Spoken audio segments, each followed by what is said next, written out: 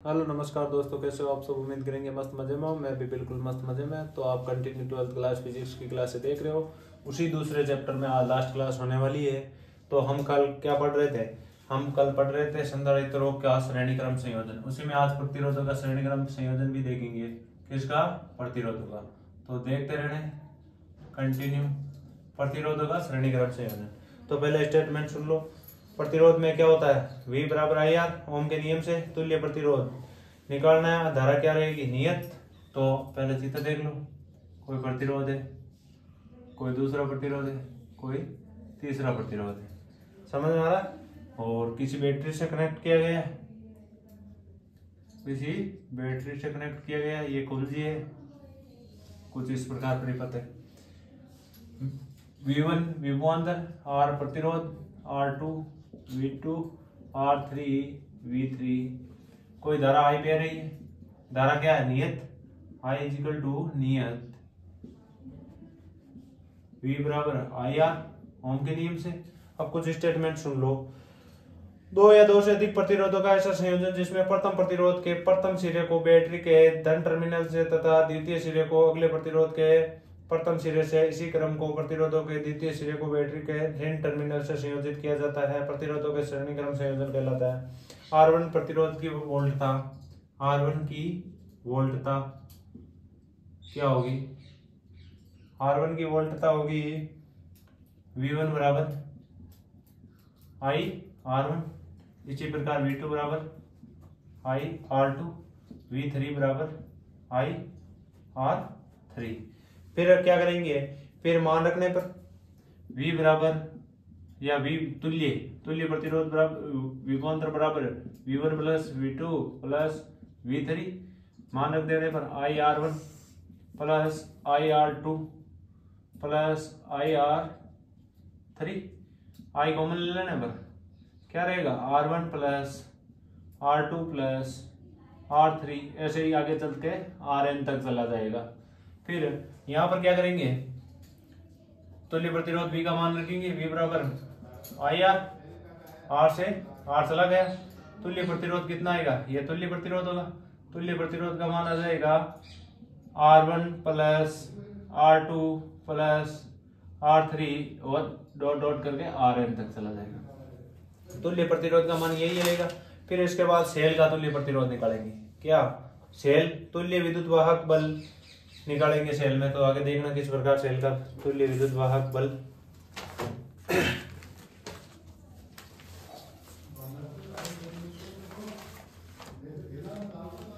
Cell का तुल्य विद्युत वाहक बल निकालने के लिए आपको क्या? दो या दो से अधिक सेलों का संयोजन प्रथम सेल की प्रथम टर्मिनल लोड प्रतिरोध के धनात्मक टर्मिनल से द्वितीय प्लेट के अगले सेल की प्रथम प्लेट से, इस क्रम को अंतिम सेल की द्वितीय प्लेट या लोड प्रतिरोध के ऋणात्मक टर्मिनल से संयोजित रहती है। इसी को क्या कहते हैं? इसी को इसमें डस्टर है वो देना। इसको सेलों का क्या करेंगे? श्रेणी क्रम संयोजन कहलाता है। तो आगे देखना आप किस प्रकार करेंगे। जो भी है सेल का संयोजन भी देखेंगे। सेलों का संयोजन पहले हमने क्या देखा था? संधारित्रों का संयोजन। फिर उसी में हमने देखा था प्रतिरोध का श्रेणी क्रम संयोजन। और अब देखेंगे सेल का श्रेणी क्रम संयोजन किस प्रकार होता है। जो भी है या सेल के विद्युत वाहक बल का श्रेणी क्रम संयोजन। तो देखना किस प्रकार है।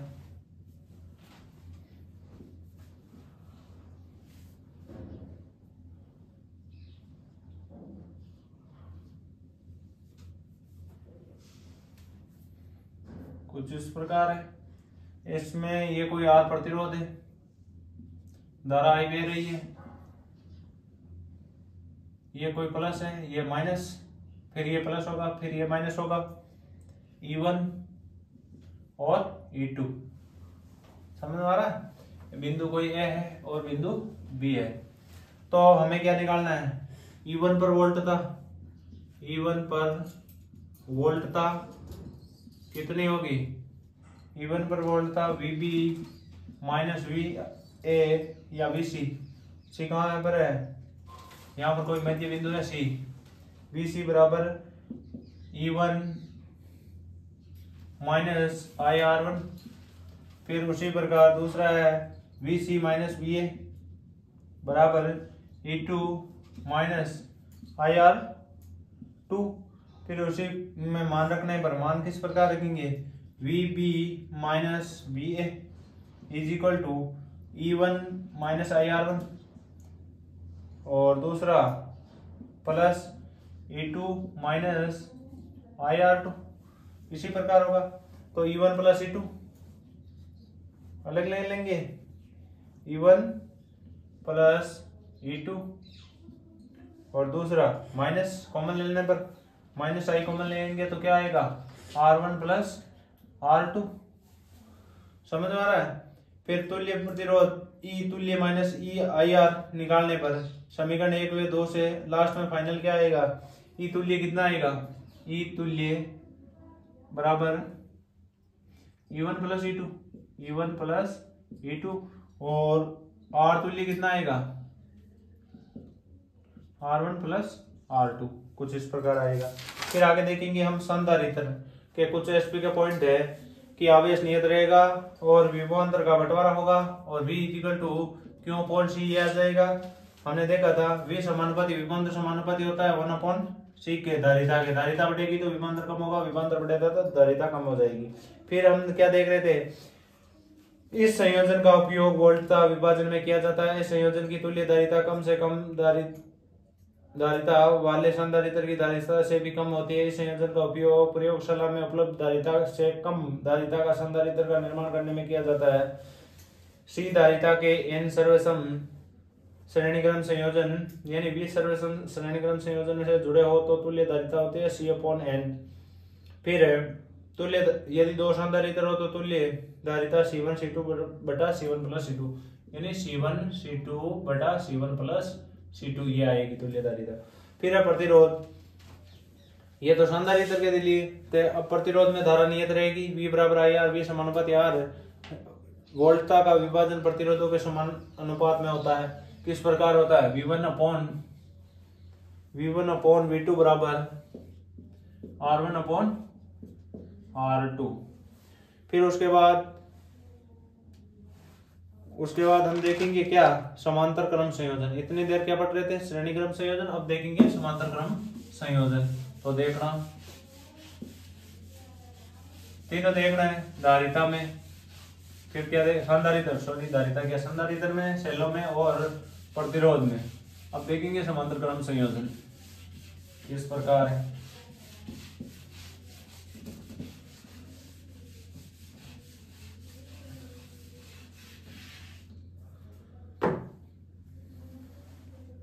देखना देखें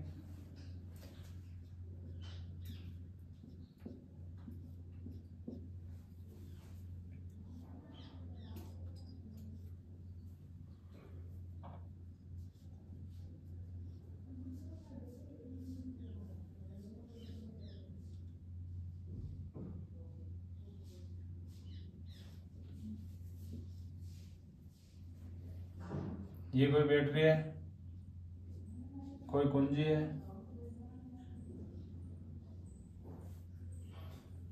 Q1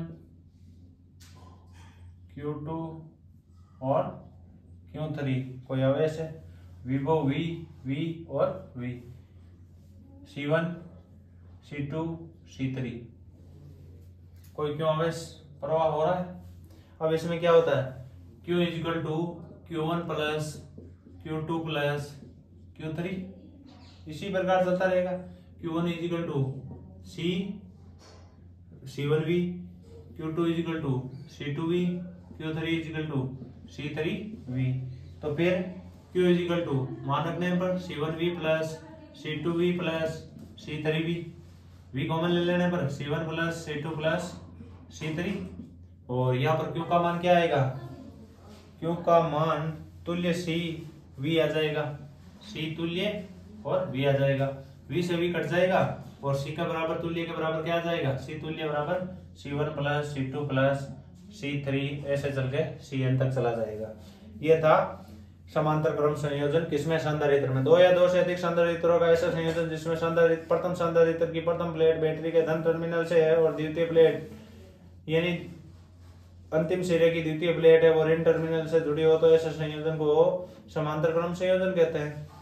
फिर एसपी के कुछ पॉइंट है। क्यू बराबर सीवी नियत रहेगा, क्यू समानुपाती सी यानी वी तो नियत रहेगा, क्यू समानुपाती सी, Q1 अपॉन Q2 बराबर है किसके बराबर होगा? C1 अपॉन C2 के। यदि n सर्वसम धारिता C के संधारित्र से जुड़े हो तो C तुल्य कितने होगा? C बराबर C तुल्य होगा NC के बराबर। किसके बराबर होगा? N और C के। इसी संयोजन का प्रयोगशाला में उपयोग या उपलब्ध धारिताओं से अधिक धारिताओं का संधारित्र बनाने में किया जाता है। प्रयोगशाला में अधिक धारिता बनाने में, उसमें पहले श्रेणी में तो कम और इसमें अधिक। अब प्रतिरोध देखेंगे, ये तो क्या था? संधारित्र का संयोजन। अब प्रतिरोध का देखेंगे, फिर लास्ट में सेल का देखेंगे। ज्यादा कुछ नहीं है, जैसे जैसे एक तरीका समझ में आना चाहिए आपके, बिल्कुल होता रहेगा।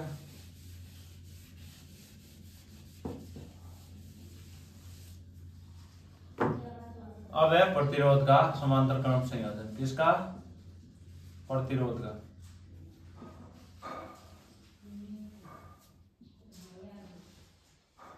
दूसरा, फिर तीसरा प्रतिरोध,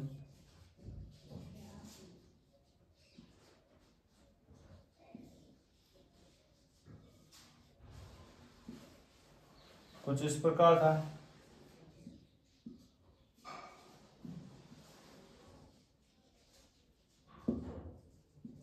प्लस माइनस Rn या R3 ले सकते हो, R2, R1,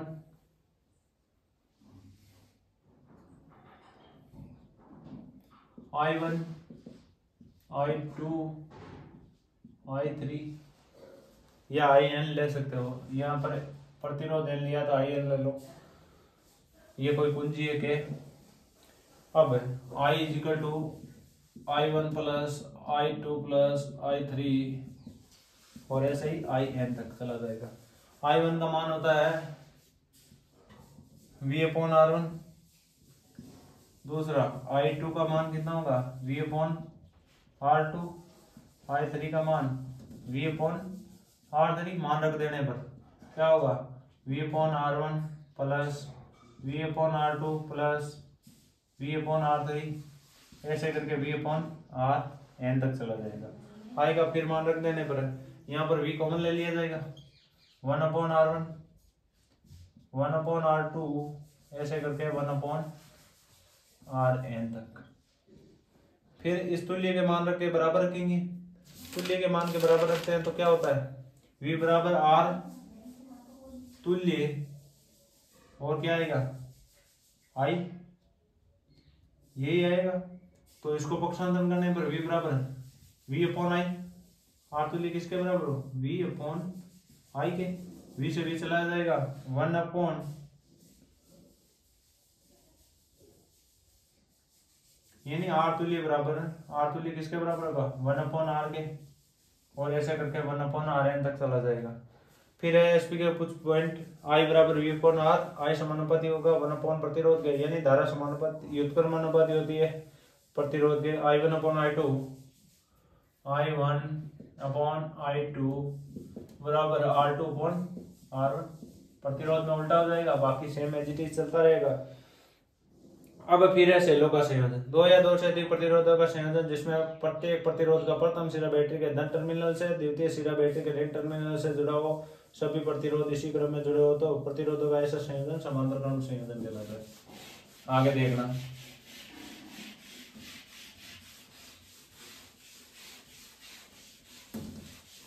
आगे देखना किस प्रकार है, क्या क्या है, जो भी है।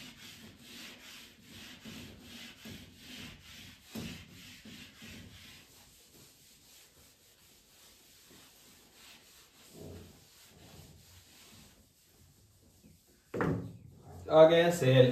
तो लास्ट सेलों का संयोजन देखेंगे।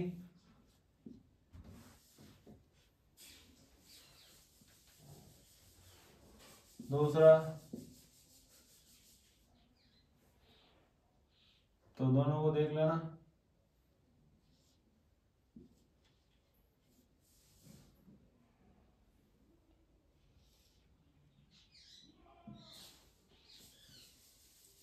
E1 E2 I1 I2 R1 और R2, और यहाँ पर कोई कैपिटल R प्रतिरोध है और धारा बह रही है I। फिर हम देखेंगे सेलों के संयोजन में I equal to I1 plus I2। फिर क्या देखेंगे, V का मान है E minus I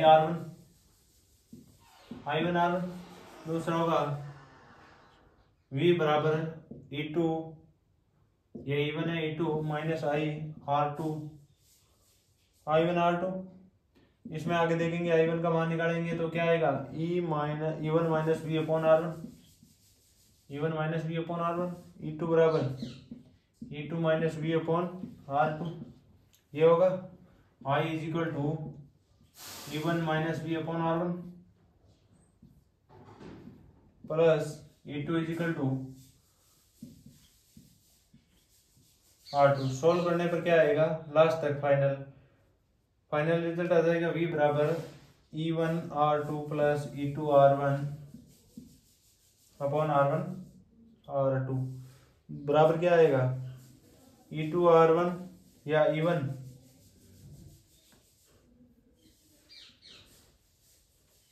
R2 plus E2 R1 upon R1 dot R2 minus I।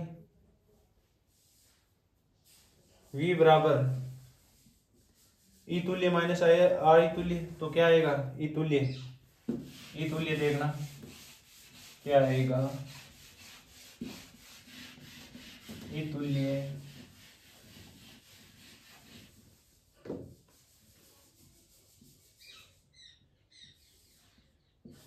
तुल्य बराबर आएगा E1 R2 plus E2 R1 upon R1 dot R2 या R1 प्लस R2 कुछ भी लिख सकते हो। दूसरा R तुल्य कितना आएगा, R तुल्य आएगा R2 plus R1 upon R2 plus R1, sorry यहाँ पर माइनस है, R2 minus R1 R2 plus R1। फिर आगे देखेंगे कि दो या दो से अधिक सेलों का ऐसा संयोजन जिसमें प्रथम सेल का धन टर्मिनल लोड प्रतिरोध से तथा ऋण टर्मिनल लोड प्रतिरोध से जुड़े हो तो सेल का इस प्रकार का संयोजन समांतर क्रम संयोजन कहलाता है। फिर आप कोई सीक्वेंस आधारित क्वेश्चन करने क्यों बराबर सीवी से क्वेश्चनों के बाद आगे देखोगे तो आपको क्या मिलेगा,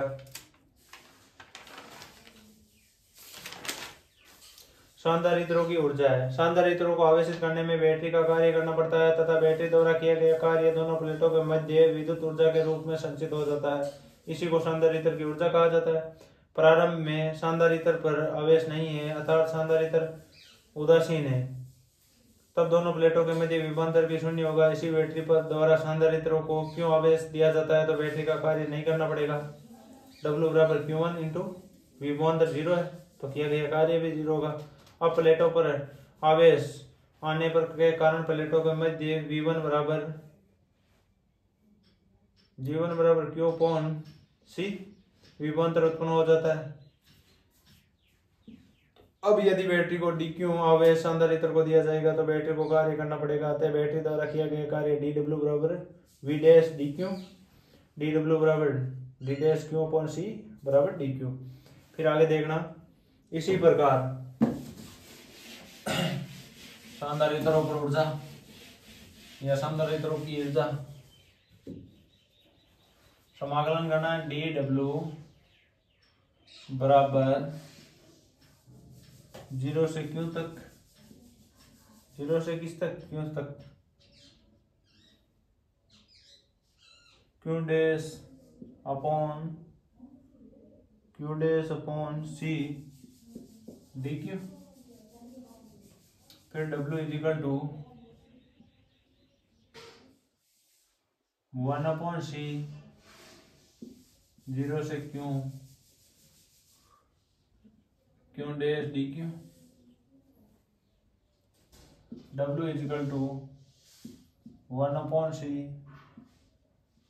क्यू डैश स्क्वायर अपॉन 2, 0 से क्यों, क्यू स्क्वायर अपॉन 2 माइनस 0 का स्क्वायर अपॉन 2,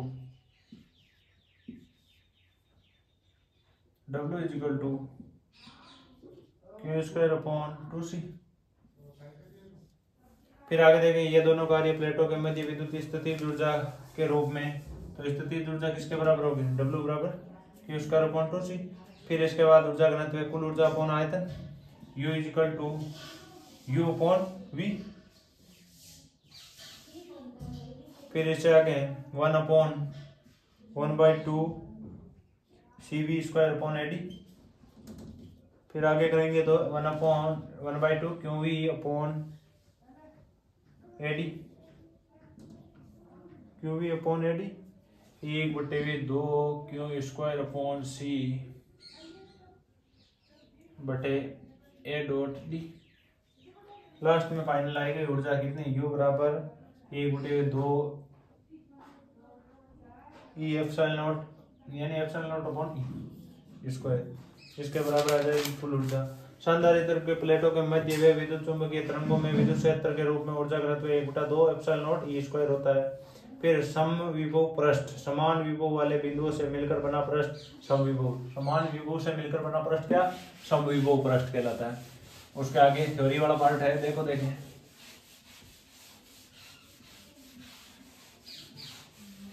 देखना है, देखें किस प्रकार होगा, पार्ट थोड़े लंबे हैं।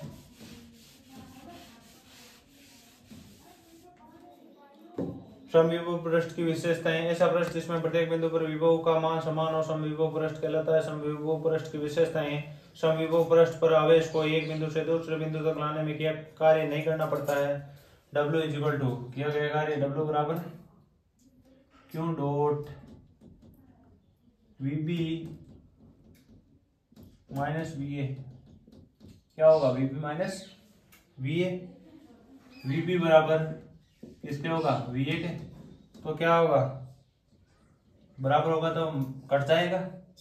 W is equal to Q VB minus VB, यही तो 0 से गुणा करने पर क्या होगा, इसको कार्य किया गया कार्य भी क्या हो जाएगा, 0।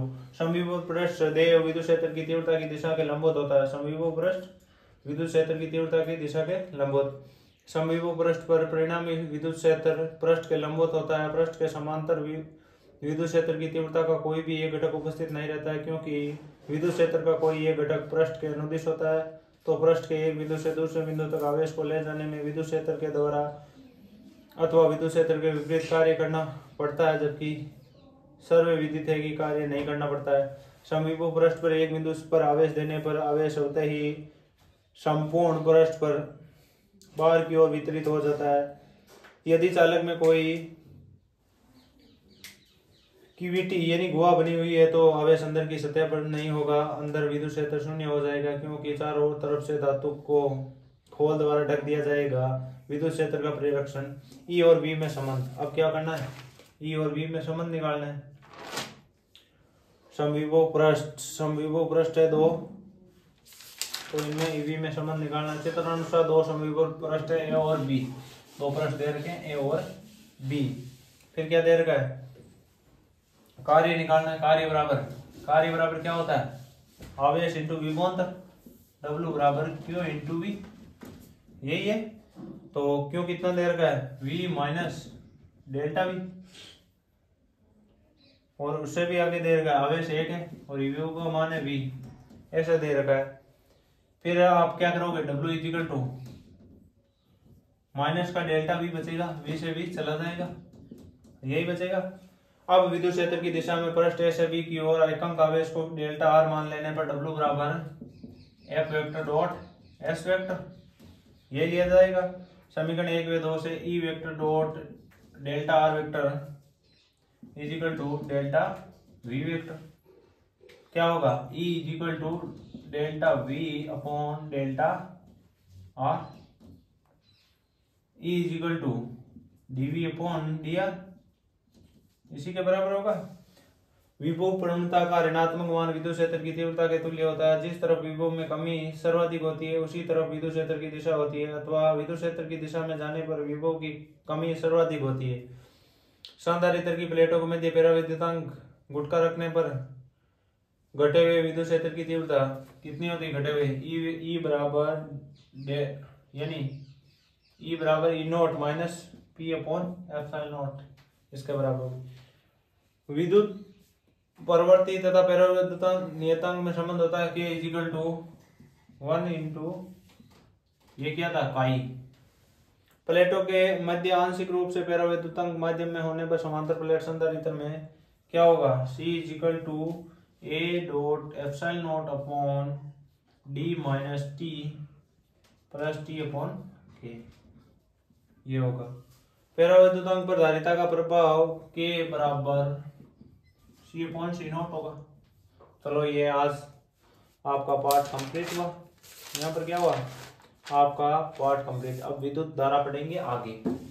तो आज के लिए बस इतना ही, मिलते हैं जल्दी ही नेक्स्ट क्लास में। और वीडियो को ज़्यादा से ज़्यादा शेयर करना है, लाइक करना है, चैनल को सब्सक्राइब करना और कंटिन्यू बना रहे। हमारी ऐसे ही क्लास आती रहेगी और आप वीडियो को ज़्यादा से ज़्यादा शेयर भी करें, देखें बिना स्किप किए हुए। कोई पार्ट अच्छा ना लगे तो बताएं, अच्छा लगे तो बताएं। धन्यवाद।